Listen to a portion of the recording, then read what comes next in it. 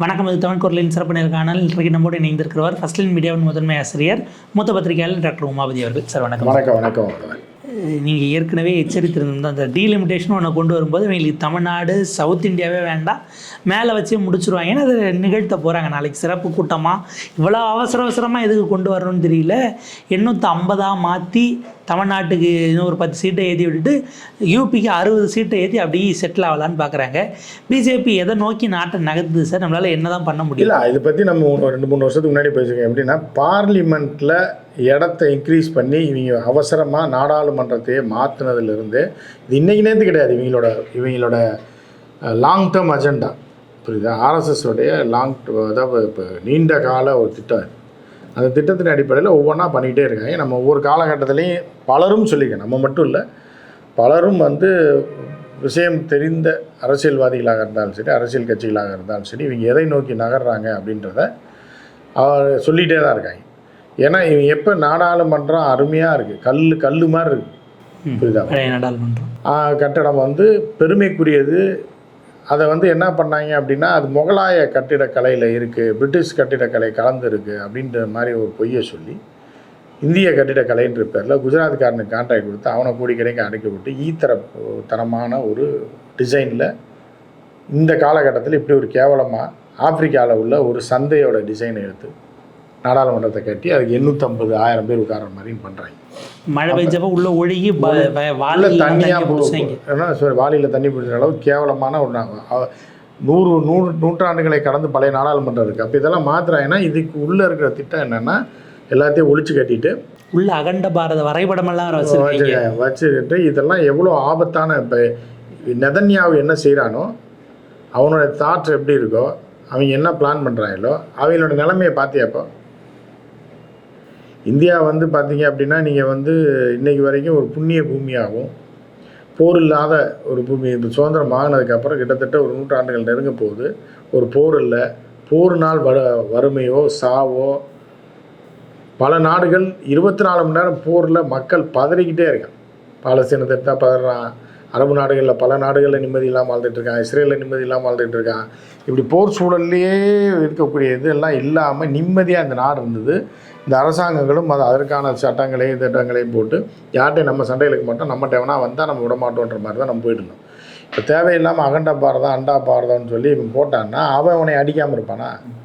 இப்போ அவன் நாட்டை உன்னோட இதில் சேர்க்கணும்னு நினச்சேன்னா அப்புறம் அவன் வருவான், அப்புறம் நீ அடிப்ப, அவன் நம்மளை போட்டு அடிப்பான். மக்கள் இங்கே வறுமையிலையும் இதுலேயும் போர்லேயும் சாவுலேயும் ரத்தத்துலேயும். இதுதான் இவங்களோட இது என்னென்னா, இப்படி தூண்டி விட்டால் தான் ஆச்சு. இப்போ நெதன்யாஹூ என்ன பண்ணுறான் பார்த்தீங்களா? அவன் மெஜாரிட்டியே கிடையாது அவனுக்கு. அப்போ என்னென்னா, அந்த போரை நிறுத்தினா அடுத்த நாளே அவன் தெருவுக்கு வந்துடுவான், ஊழல் வழக்கெல்லாம் விசாரிச்சிருவான். இதை மறைப்பதற்காக தான் அவன் போரை நடத்திக்கிட்டே இருக்கான், ஏதாவது ஒரு நாட்டோட நடத்திட்டு இருப்பான். அந்த திட்டம் தான் இவர்களோடது. தொடர்ந்து ஆட்சியில் இருக்கணும், இந்த நாட்டை கைப்பற்றணும்னா அடுத்து எவனுமே வந்துடக்கூடாதுன்னு.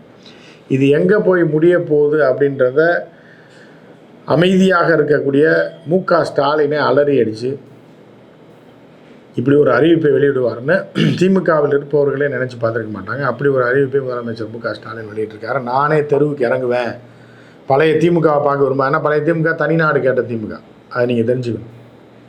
தனி தமிழ்நாடு கேட்ட திமுக, ஏன்னா பிரிவினை கேட்ட திமுக. இந்த நிலைமைக்கு எங்களை தள்ளிடாத அப்படின்னு சொல்கிற அளவுக்கு ஆத்திரத்தை மூட்டுது. அப்படின்னா நம்ம வரலாறையே நம்மளுடைய ஆளுமை ஆட்சித்தன்மை இருக்கு இல்லையா, இந்த நம்ம நிலம் எல்லாமே இந்த ரஞ்சித் நிலத்தை அபகரிச்சிட்டாங்கன்னு சொல்லி அந்த மாதிரி நம்ம ஒட்டுமொத்த தமிழர்களுடைய நிலத்தை அபகரித்து நம்மளை அடிமையாக்கி எல்லா வளங்களையும் சுரண்டி விற்கிறதுக்கான திட்டம் தான் இது. நீங்கள் எப்படி சொல்வதை போல் டிஎன்ஏலே மாற்றத்தை ஏற்படுத்துறதுக்கான ஒரு முயற்சியில் தான் இறங்கியிருக்காங்க. அதுக்கு தான் சீமான் போன்றவர்களையும் விஜய் போன்றவர்களை சைடு ரூட்டில் அவங்களையும் இறக்கி விட்டு தமிழர்களை எப்படியெல்லாம் காலி பண்ணணுன்னு இருக்காங்க. ஏன்னா ஒருத்தனை தமிழ் ஆதரவாளர் மாதிரி இறக்கி விட்டு பிராமணர்களை உள்ள அவனுக்கு சீட்டை கொடுக்குறேன்னு சொல்லி ஒருத்தனை அவனுக்கு காசை கொடுத்து அவனை இறக்கி விட்டு இந்த விஜய்ன்றவனை இறக்கி விட்டு தற்குறிகளை பூராத்தையும் கவர் பண்ணிங்கன்னா நீங்கள் ஓட்டு ஒன்று தான். பிச்சைக்காரனுக்கும் எச்சக்கலைக்கும் ஒரு ஓட்டு தான், டாக்டருக்கும் என்ஜினியருக்கும் ஒரு ஓட்டு தான், பிஹெச்டி முடித்தோன்னு ஐஐடியில் முடித்தவனுக்கு ஓட்டு ஒன்று தான். சரிதா? அப்போ எச்சக்கலைகள் இப்போ இப்போ டுபாக்கூர்கள், முட்டாள்கள், தற்குறிகள், ஈத்திரைகள்லாம் இருக்குல்ல, இதுகளை வச்சு ஜெயிச்சு என்ன பண்ணுவான்னா அறிவுசார் மக்களை அழிச்சு கட்டிட்டு வளங்களை சொண்டிட்டு போயிடுவான். இதுதான் அவங்களோட திட்டம். அதுக்காக தான் பிஜேபி மட்டும் கிடையாது, அதிமுகவை மிரட்டி அடிமையாக்கிட்டான். சீமான் போன்றவங்களுக்கு காசு கொடுத்தா என்ன வேணாலும் பேசுவான்ற மாதிரி அவங்கள இழுத்துட்டாங்க. தமிழர்ன்ற ஆங்கிளில் ரசிகர்கள் ஈத்தரைகள் கேடு கெட்டவர்களை வந்து ஒரு நடிகனை காமிச்சு அவனை ஒரு பக்கம் வச்சு அவனை வந்து இப்போ மத்திய அரசு அதிகாரிகளை வந்து அவனோட போய் சேர வச்சு அவனுக்கு காசை கொடுத்து அவனை ஒரு பக்கம் இப்படின்னு சிதைக்க விட்டு தமிழகத்தை வந்து நாசக்காடாக்கி பலங்களை அப்புறம் சுரண்டுறதுக்கு ஒரு சைடு பிளான். இன்னொரு பக்கம் எம்பிக்களாக இருந்தால் நீங்கள் வருவீங்க, உங்கள் அதிகாரத்தில் நாங்கள் வருவோம். நாங்கள் யூபி எம்பி மட்டும் ஆட்டையை போட்டு அது யூபி எம்பி பீகார் ராஜஸ்தான் இந்த 4 சேர்த்தாலே வேறு எந்த ஸ்டேட்லேயும் ஜெயிக்க வேண்டியது இல்லை. 43% சீட் அது இங்கே வந்து முடிஞ்சு போச்சு. அங்கே 4 பொறுக்கி போட்டோம்னால ஜியோட குஜராத் இருக்குது. குஜராத் ஸ்டேட் போட்டிங்கனாலே 50% மேலே வந்துடும். தமிழ்நாடு, ஆந்திரா, கர்நாடகா, கேரளா, தெலுங்கானா எக்கேடு கெட்டு போனால் என்னன்ற மாதிரியான ஒரு சூழல் வந்து கொண்டு வந்திருக்காங்க. ஸோ இதை முறியடிக்கணும் அப்படின்னா இப்போ அசுரபலத்தோடு இவங்க வச்சுருக்காங்க. இதை எந்த அளவுக்கு முறியடிக்க முடியும்னு தெரியல. இந்தியாவுடைய அடுத்த கட்டம் ஆரம்பமாகுதோ, ஒரு நாள் அமைதியாக இருந்தோம்ல, இந்த சுதந்திரத்துக்கு அப்புறம் சுதந்திரத்துக்கு முன்னாடி ஒரே கரைச்சல், வறுமை, அடிமைத்தனம் இப்படிலாம் இருந்தோம். பட்டினிசாவு அது இது படிப்பறிவு இல்லை எப்படின்னு இருந்தோம்ல.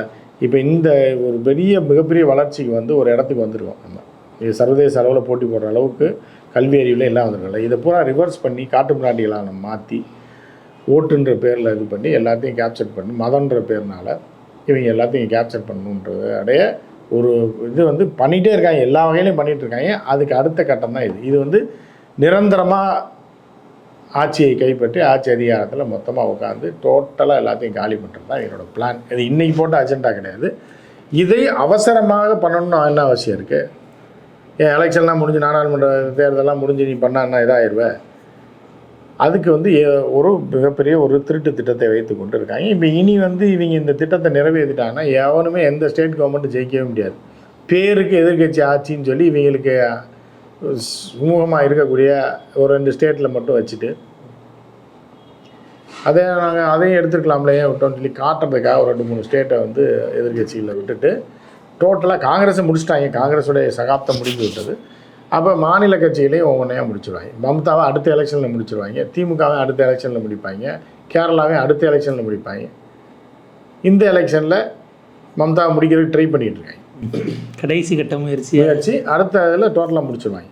ஸோ இப்போ எல்லாத்தையும் முடிச்சிட்டாங்கன்னா அப்புறம் மம்தாவுக்கு வயசாகிடுச்சு அப்படின்ற மாதிரில எல்லாத்தையும் அழிச்சிட்டு மொத்தமாக இவங்க கேப்சர் பண்ணி உட்காந்துட்டு இவங்க வச்சது தான் சட்டம்ன்ற மாதிரி கொண்டு போயிடறாங்க. இப்போ இதில் நாடாளுமன்ற எண்ணிக்கை உயர்த்ததை தாண்டி பேரலாக சட்டமன்றங்கள்லேயும் எண்ணிக்கை டீலிமிட்டேஷன் பண்ணி அதில் எண்ணிக்கை ஏற்றுறாங்க. அதை வச்சு ராஜ்யசபா சீட்டையும் ஏற்றுறாங்கிற இடம் வருது. இப்போ நம்ம ஊரை பிரிக்க போகிறான்னா இங்கே ஒரு சட்டமன்றம் இருக்குது, இங்கே இருக்க வாக்காளர் இருக்காங்க, யாரை கேட்டீங்கிற கேள்வி இருக்குது. எதுவுமே பண்ணாமல் அவங்களா கொடுக்குறதுலாம் அதுக்கு ஒரு இது கொண்டு வந்துடுவாங்க. தந்தி பேப்பரில் சின்னதாக ஒரு விளம்பரம் போட்டிருப்பான், எப்போயாவது நீங்கள் பார்த்தீங்கன்னா தெரியும், மக்கள் தங்கள் கருத்துக்களை பதிவு செய்யலான்னு.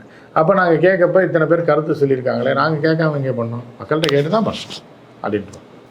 சட்டமன்றத்தில் கூட்டி சட்டமன்றத்தோட கருத்தையும் கேட்கணும்ல, அது நாங்கள் ஏன் கேட்குறோம்? அது நான் கேட்க வேண்டிய அவசியம் இல்லை. நீ என்ன பிடுங்கவே பிடிங்கன்றவாங்க. சட்டமன்றத்தை தான் நீ உயர்த்த போகிற, அதையும் சேர்த்து எண்ணிக்கை உயர்த்த போகிறீங்க. அப்புறம் இன்னும்போது வரணும்.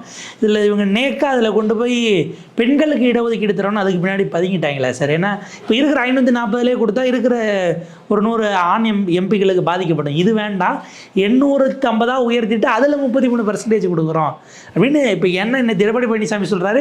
பெண்களுக்கு கொடுக்கறதுக்கு வேண்டான்னு ஸ்டாலின் நினைக்கிறாருன்னா இது எப்படி சரியாக இருக்கும்? பழனிசாமி வந்து ஆகப்பெரும் கூவை, புரியுதா? ஒரு இலவும் தெரியாது, ஒன்றும் தெரியாது. ஏன் இவர்கள் வேண்டான்னு சொல்கிறோம் அப்படின்னா, இவங்க வந்தாங்கன்னா மொத்தமாக என்ன பண்ணுறாங்க, அவங்களோட சதித்திட்டம் என்ன, ஆர்எஸ்எஸோட சதித்திட்டம் என்ன, பிஜேபியோட திட்டம் என்னன்னு இவங்களுக்கு தெரியாது, அடிப்படையே தெரியாது. இவங்க ஆட்சிக்கு வரணும், முதலமைச்சராக இருக்கணும், சைரன் காரில் போகணுன்றது மட்டும்தான் எடப்பாடிக்கு தெரியும். ஸோ ஏன் எடப்பாடி ஆபத்தானவர் அவர்களை விட அப்படின்னா, என்னன்னே தெரியாமல் கொண்டு போய் அடகு வச்சுருவாங்க. புரியுதா உங்களுக்கு? சில பேர் என்ன பண்ணுவாங்கன்னா, வயசு பிள்ளைய பொத்தி வளர்த்துட்டே இருப்பாங்க. அந்த காலேஜ் ஓனர் ஒருத்தி விடமாட்டான்ற காலேஜில் கொண்டு போய் சேர்த்து விட்ருவாங்க. இவனே கொண்டு சேர்த்து விட்ருவான் பிள்ளை. அதுக்கப்புறம் ஐயோ மையோ அப்படி ஆயிடுச்சு இப்படி ஆயிடுச்சேன்னு. இதுதான் எடப்பாடியோட ஸ்டைல். எடப்பாடியை நம்பினா தமிழ்நாட்டையே கொண்டு அவன்கிட்ட கொடுத்துட்டு அதுக்கப்புறம் வயிற்றுலேயே வாயிலே அடிச்சுக்கிறதுல எந்த பிரயோஜனமே இல்லை. ஸோ இதுதான் அவர்களுடைய திட்டம், அதை தான் செயல்படுத்தப்படும். இப்போ குறைஞ்சபட்சம் அவர் கூட்டணிக்குள்ள இருக்கிறதுனால ஏதாவது உறுதி வாங்குவாரா? தமிழ்நாட்டுக்கு குறையாது. அவருக்கு இந்த இளவும் தெரியாது, எட்டும் தெரியாது, என்னைக்கு இளவுன்னு என்னைக்கு செத்தானும் தெரியாது, 8ஆம் நாள் என்னைக்குன்னு தெரியாது. அப்படிப்பட்ட ஒரு அவருக்கு வந்து என்னென்னா, நம்ம வந்து தக்க வைத்து கொண்டு அதிமுக பொதுச் செயலாளராக தொடர்ந்து இருக்கணுன்றது தான் அவரோட திட்டம். அதிகபட்சம் அதிமுக தமிழ்நாடு முதல்வர் கூட இல்லை. அதெல்லாம் கிடையாது.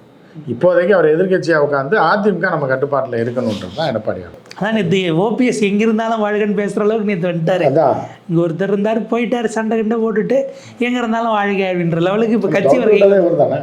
அப்புறம் நம்ம இங்கே நாள் வாழ்கன்னு எல்லாம் என்ன பண்ணுறதுன்ற மாதிரி தான் இருக்குது. இப்போ இதில் தென்னிந்தியாவின் குரலாக அல்லது சிறிய மாநிலங்களின் குரலாக இல்லை வளர்ந்த மாநிலங்களின் குரலாக சந்திரபாபு நாயுடு ஏதாவது ரெப்ரசன்டேஷன் கொடுக்கணும்ல அவர் எடுக்கிற? இல்லை, அதாவது நீங்கள் வேற ஒரு பிளான் போட்டுட்ருக்காங்க, வெளியிலேருந்து வேற ஒரு பிளான் போட்டுட்ருக்காங்க. அந்த பிளான் எப்படின்ற அந்த பிளான் இம்ப்ளிமெண்ட் ஆச்சு அப்படின்னா ஆட்சியை கலைஞ்சிரும். புரியுதா உங்களுக்கு?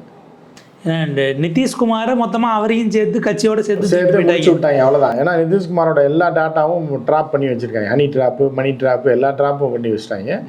இருக்கியாக உயிரோட இருக்கணுமா இல்லை ஜெயிலுக்கு போறியான்ற அளவுக்கு கொண்டு வந்துட்டாங்க. குழந்தை அடம் பிடிச்சி தான் அவர் நின்னார். அப்போ பார்த்தாங்க இந்த ஆளுக்கு தான் ஓட்டு போடுவாங்க, இந்த ஆள் ஃபேஸை காமிச்சு ஓட்டு வாங்கிட்டு இந்த ஆளை தூக்கி எரிஞ்சிடுவோம், ஏன்னா நம்ம ஃபேஸை காமிச்சு வாங்கக்கூடாது,